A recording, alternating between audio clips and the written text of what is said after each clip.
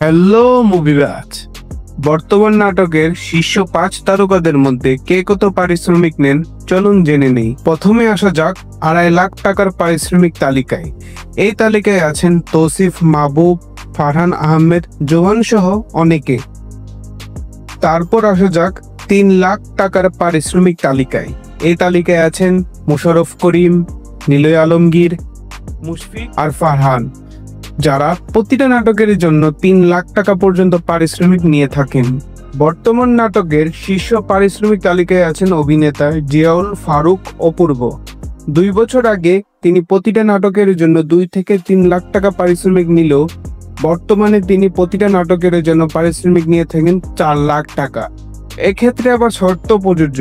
নাটক যদি 3 দিনের বেশি হয় তাহলে প্রতিদিনের জন্য আবার 1.5 লাখ টাকা পারিশ্রমিক দিতে হয়। আজ এতটুকুই। ভালো থাকবেন, সুস্থ থাকবেন। দেখা হবে নতুন কোনো ভিডিও নিয়ে।